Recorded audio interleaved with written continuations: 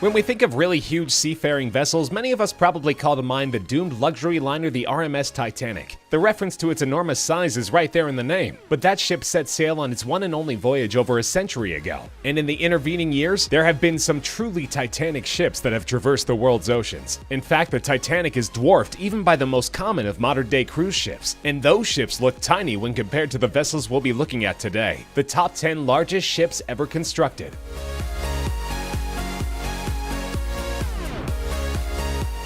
For reference, a ship's size is measured using a specific set of specifications. Of course, these generally include length and width, often referred to as beam, but also taken into consideration is tonnage, which can be measured in several different ways and is not always a measurement of the ship's actual weight. For our purposes here, we'll be looking mainly at gross tonnage, which is a standard measurement and related to the overall interior volume of the ship. By way of comparison, the mighty Titanic measured 882 feet long by 92 feet wide, with a gross tonnage of 46,328 tons. Impressive, but not even close to the specifications of the first and smallest ship on our list, the MS Vale Brazil, owned by the Brazilian firm Vale. The ship is the largest bulk carrier in the world. Construction on the vessel was completed in 2011, and it was designed for transporting iron ore from Brazil to Asia, capable of hauling enough steel at one time to construct 3 Golden Gate bridges. The MS Vale is 1,188 feet long and has a width or beam of 213 feet, with a gross tonnage rating, or GRT, of an astonishing 198,980 tons. Well over 4 times the GRT of the Titanic, Vale is still in service, cutting an imposing figure along the waves of the Atlantic, but its route is highly strategic. Due to Chinese maritime laws, it is unable to enter Chinese ports, as it is simply too heavy. Distribution ports in the Philippines and Malaysia allow its cargo to reach destinations within China.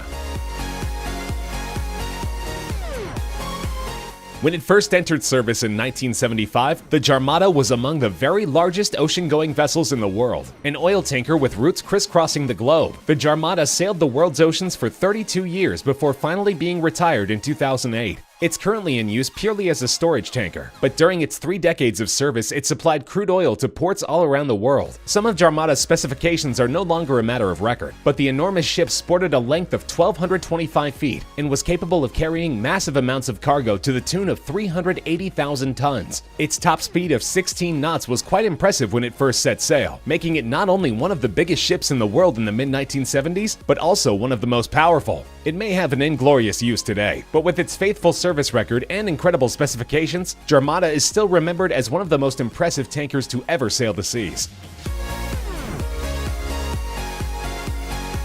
Of course, mighty as it was, the Jarmada-class vessel wasn't the only insanely huge oil tanker navigating the world's oceans in the 70s. The Globetic Tokyo supertanker first set sail in February of 1973 and distributed oil around the world for 13 continuous years. Its 1,243-foot length, longer than 4 football fields put end-to-end, and 203-foot beam made it a sight to behold, as did its distinctive black and red color scheme. Globetic Tokyo could also cruise along comfortably at a speed of 16 to 17 knots, especially impressive considering its gross tonnage rating of 238,232 tons, about 5 times that of Titanic, and deadweight tonnage or capacity of 484,000 tons, over 100,000 tons more than the Jarmada class. The Globetic Tokyo was scrapped in 2003, but at the time it first touched water, it held the title of the largest supertanker in the world. Its sister ship, the Globetic London, which set sail in 1973, had identical length and beam specifications, but amazingly it could hold quite a bit more weight, with a capacity rating which exceeded the Tokyo by a respectable 276 tons. The TI class of supertankers, constructed by shipbuilder Tanker International LLC, may not technically be the longest or largest ships in the world in terms of sheer size, but when it comes to gross tonnage, they rule supreme. There are 4 currently in various types of service around the world: the TI Africa, TI Asia, TI Europe, and TI Oceania, although 2 are currently being used as moored storage vessels. Their massive GRT of 234,006 tons is currently tops among active vessels, and on top of that, they are among the most aesthetically pleasing oil tankers ever built. The TI class 16 to 18 knot top speed goes a long way toward maximizing its earning capacity, but its eye-popping size also means that there are some waterways which it simply cannot navigate. For example, the Panama Canal is off limits, as the ship is too wide to fit through its recently built locks, and when fully loaded, the Suez Canal is a no-go as well. But the vessels are also notable for their wealth of high-tech features and sensible dual-hull design, which minimizes the chance of a catastrophic oil spill in the event of a hull breach. The TI class checks in with a length of 1,243 feet and a beam of 223 feet.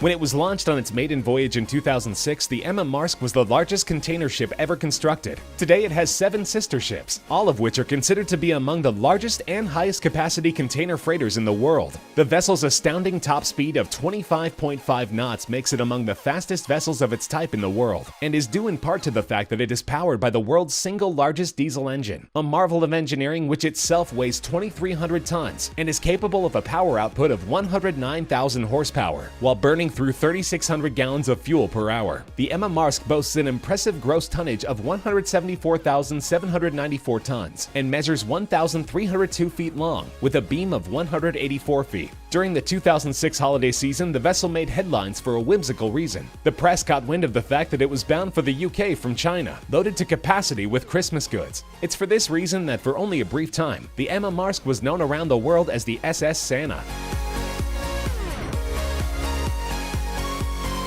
The Esso Atlantic and its sister ship, the Esso Pacific, were 2 of only 7 ships in all of maritime history to carry a capacity rating of over 500,000 tons. Beginning service in 1977, the supertankers plied the world's waters for 25 years before they were decommissioned and scrapped in 2002. The tanker's immense size meant that not only were the Panama and Suez canals off limits, but the English Channel as well. They sported gross tonnage ratings of 259,532 tons, and both clocked in with a length of 1,333 feet and a beam of 233 feet. Their relatively slow top speed of about 15 knots is understandable, considering that these gargantuan vessels were both powered by single-propeller steam turbine engines, practically unheard of among today's modern tankers. Even though they long ago met their ultimate fates, the Esso Atlantic and Esso Pacific were widely recognized in their time for their sterling service records, and they will long hold their places in maritime history as 2 of the highest capacity tankers ever built.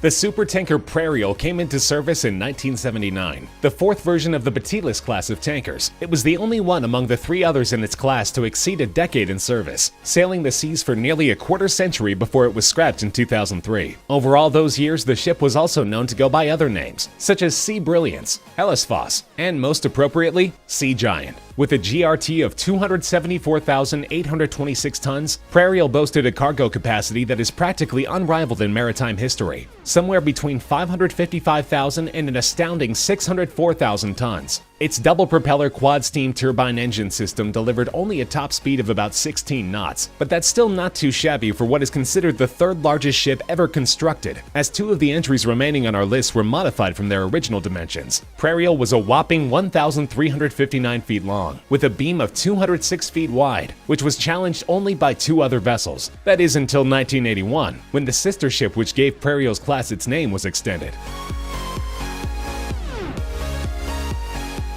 The first of its homonymous class, the Batilus supertanker hit the ocean in 1976 as one of the largest vessels in the world, and it leapt up the list when its length was further extended in 1981. Batilus could move a massive amount of cargo with a 275,268 gross tonnage rating, and after its modification came in with the same length and beam measurements as Prairial. Variances in the other types of tonnage, however, give Batilus the slight edge over its sister ship. Its deadweight tonnage when constructed was superior to virtually any ship that ever existed, and Batilus must also be given credit for being the first of its class. When it comes down to it though, measuring the largest seafaring vessels is somewhat counterintuitively a game of inches, and in terms of bragging rights among the Batilus class, one is ever so slightly the largest of the large. The second of the Batilus tankers built in 1976 was the Balamya, with specifications virtually identical to Batilus, but the Pierre Guillaume, which set sail in 1977, reigned over them all, albeit briefly. Due to the immense size of the Batilus-class tankers during a time when oil production was becoming less profitable every year, every one of them except Prairial were unprofitable enough that they enjoyed surprisingly limited lifespans. In the case of the Pierre Guillaume, which at the time was the single largest ship by gross tonnage which had ever set sail, its entire service run amounted only to 6 short years. Pierre Guillaume beat out its sisters in terms of size only by virtue of mere inches on the beam. Make that 1 inch to be exact. sporting the same 1,359-foot length as its predecessors. Its gross tonnage rating, nearly 276,000 tons, was and remains the largest of any ship ever built, but one rival, built the same year, would take the overall title when it underwent renovation from its original already huge dimensions.